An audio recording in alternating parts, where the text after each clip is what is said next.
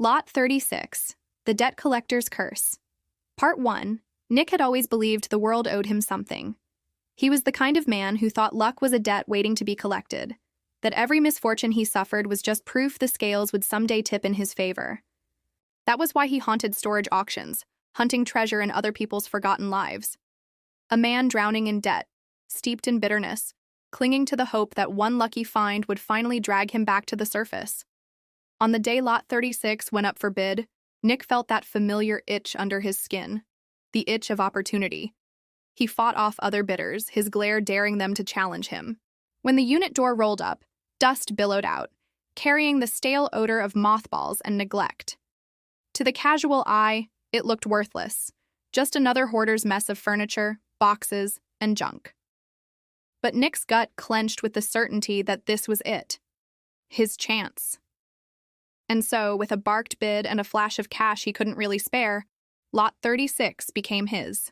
Inside, the air was stagnant, heavy with disuse. The deeper he dug, the stranger the finds became.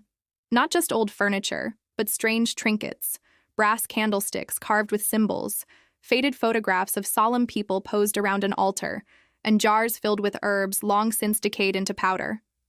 At the back, covered by a moth-eaten cloth, he found a desk, and in its drawer, a book. It was small but impossibly heavy, bound in leather that looked too raw, too real.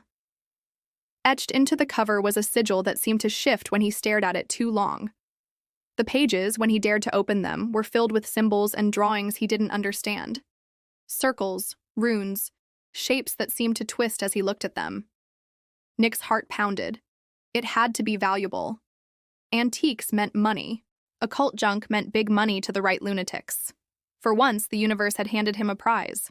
But the longer he kept the book near him, the more the air seemed to sour. Shadows in his apartment grew too deep. Corners seemed too sharp. He told himself it was stress, fatigue, the weight of overdue bills.